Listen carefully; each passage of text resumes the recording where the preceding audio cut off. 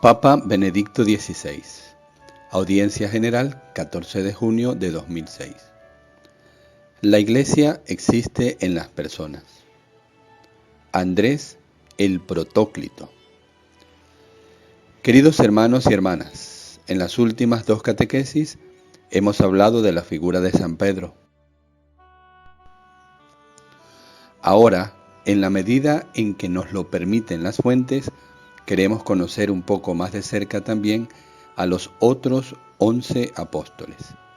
Por tanto, hoy hablamos del hermano de Simón Pedro, San Andrés, que también era uno de los 12. La primera característica que impresiona en Andrés es el nombre. No es hebreo, como se podría esperar, sino griego. Signo notable de que su familia tenía cierta apertura cultural. Nos encontramos en Galilea, donde la lengua y la cultura griegas están bastante presentes. En las listas de los 12, Andrés ocupa el segundo lugar, como sucede en Mateo 10, 1, 4, y en Lucas 6, 13, 16, o en el cuarto, como acontece en Marcos 13, 18, y en los Hechos de los Apóstoles, Hechos 1, 13, 14. En cualquier caso, gozaba sin duda de gran prestigio dentro de las primeras comunidades cristianas. El vínculo de sangre entre Pedro y Andrés, así como la llamada común que les dirigió Jesús, son mencionados expresamente en los Evangelios. Mientras caminaba a orillas del mar de Galilea, Jesús vio a dos hermanos, a Simón, llamado Pedro, y a su hermano Andrés, que echaban las redes al mar, porque eran pescadores. Entonces les dijo: síganme, y les haré pescadores de hombres. Mateo 4, 18, 19, Marcos 1, 16, 17. El cuarto evangelio nos revela otro detalle importante. En un primer momento, Andrés era discípulo de Juan Bautista, y esto nos muestra que era un hombre que buscaba, que compartía la esperanza de Israel, que quería conocer más de cerca la palabra del Señor, la realidad de la presencia del Señor. Era verdaderamente un hombre de fe y de esperanza. Y un día escuchó que Juan Bautista proclamaba a Jesús como el Cordero de Dios. Juan 1:36.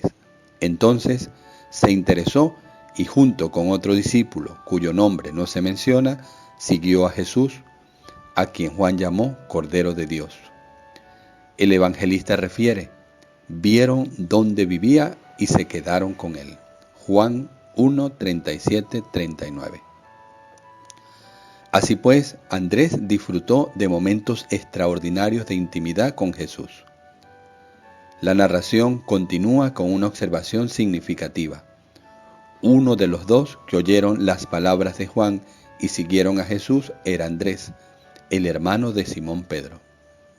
Encontró él luego a su hermano Simón y le dijo: hemos hallado al Mesías, que quiere decir Cristo, y lo condujo a Jesús. Juan 1:40, 43, demostrando inmediatamente un espíritu apostólico fuera de lo común. Andrés, por tanto, fue el primero de los apóstoles en ser llamado a seguir a Jesús. Por este motivo, la liturgia de la Iglesia bizantina le honra con el apelativo de Protóclitos, que significa precisamente el primer llamado.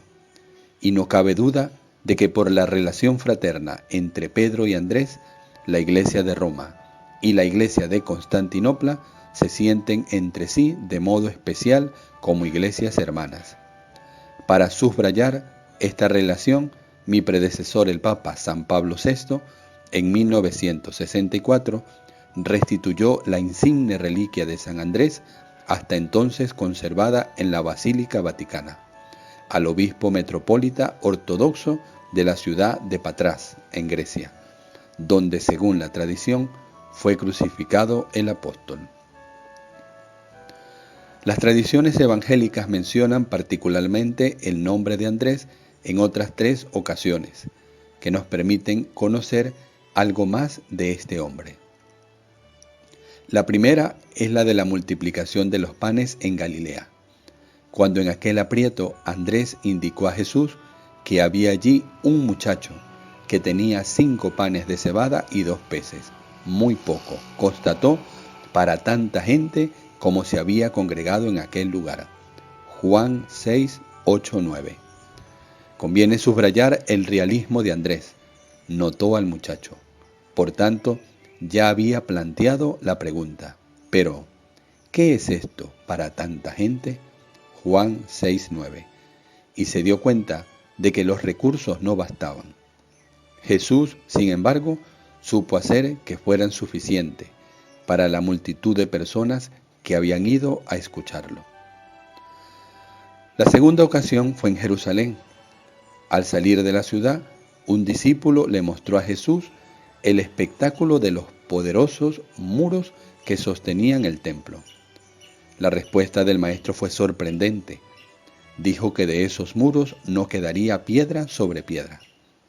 Entonces Andrés, juntamente con Pedro, Santiago y Juan, le preguntó: «Dinos cuándo sucederá eso, y cuál será la señal de que todas estas cosas están para cumplirse».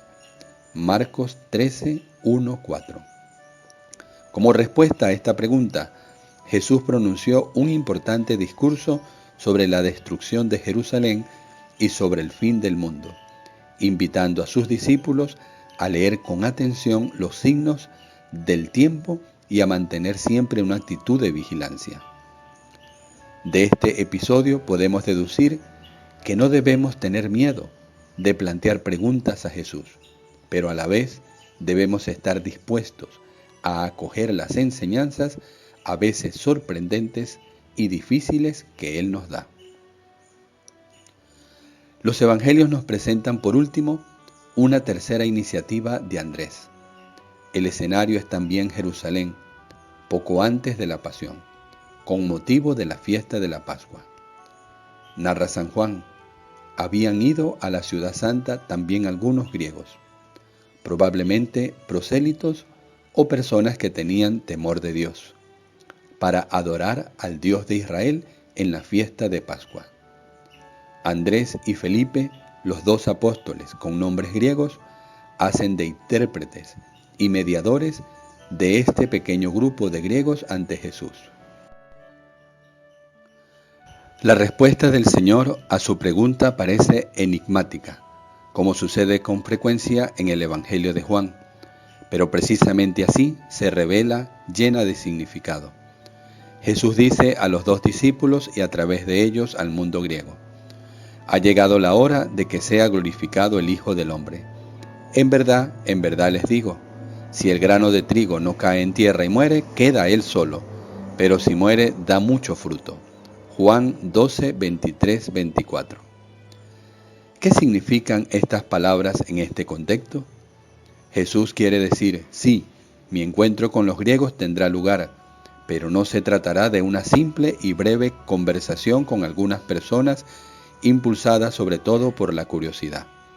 Con mi muerte, que se puede comparar a la caída en la tierra de un grano de trigo, llegará la hora de mi glorificación.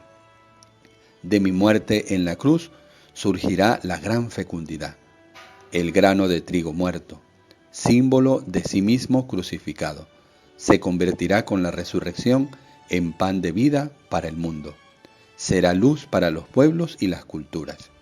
Sí, el encuentro con el alma griega, con el mundo griego, tendrá lugar en esa profundidad a la que hace referencia el grano de trigo que atrae hacia sí las fuerzas de la tierra y del cielo y se convierte en pan. En otras palabras, Jesús profetiza la iglesia de los griegos, la iglesia de los paganos, la iglesia del mundo como fruto de su Pascua.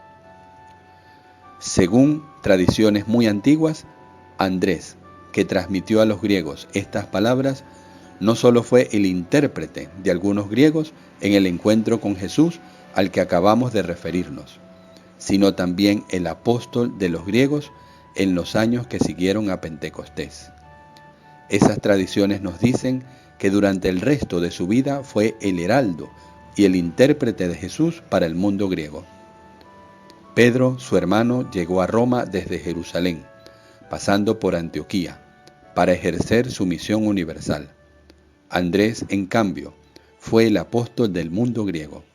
Así, tanto en la vida como en la muerte, se presentan como auténticos hermanos. Una fraternidad que se expresa simbólicamente en la relación especial de las sedes de Roma y Constantinopla, iglesias verdaderamente hermanas. Una tradición sucesiva a la que he aludido narra la muerte de Andrés en Patras, donde también él sufrió el suplicio de la crucifixión. Ahora bien, en aquel momento supremo, como su hermano Pedro, pidió ser colocado en una cruz distinta de la de Jesús. En su caso, se trató de una cruz en forma de aspa, es decir, con los dos maderos cruzados en diagonal, que por eso se llama Cruz de San Andrés. Según un relato antiguo, inicios del siglo VI, titulado Pasión de Andrés, en esa ocasión el apóstol habría pronunciado las siguientes palabras: Salve, oh cruz inaugurada por medio del cuerpo de Cristo, que te has convertido en adorno de sus miembros, como si fueran perlas preciosas. Antes de que el Señor subiera a ti, provocabas un miedo terreno. Ahora, en cambio, dotada de un amor celestial, te has convertido en un don. Los creyentes saben cuánta alegría posees, cuántos regalos tienes preparados.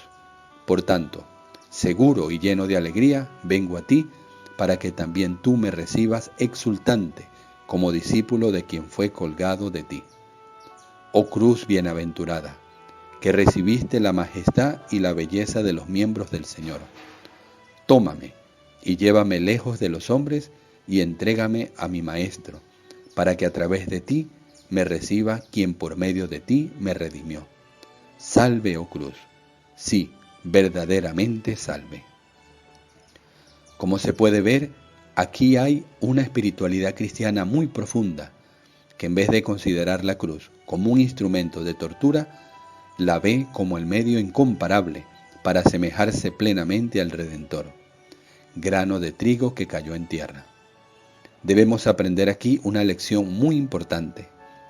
Nuestras cruces adquieren valor si las consideramos y aceptamos como parte de la cruz de Cristo, si las toca el reflejo de su luz. Solo gracias a esa cruz, también nuestros sufrimientos quedan ennoblecidos y adquieren su verdadero sentido. Así pues, que el apóstol Andrés nos enseñe a seguir a Jesús con prontitud. Mateo 4:20, Marcos 1:18. A hablar con entusiasmo de Él aquellos con los que nos encontremos y sobre todo a cultivar con Él una relación de auténtica familiaridad, conscientes de que solo en Él podemos encontrar el sentido último de nuestra vida y de nuestra muerte. Si te agradó nuestro video, suscríbete a nuestro canal. Da a la campanita de notificaciones, regálanos un me gusta, comparte con tus amigos, síguenos en nuestras redes sociales y si está en tus posibilidades, ayúdanos en nuestra labor caritativa a través de PayPal, por el correo unavozgrita@gmail.com.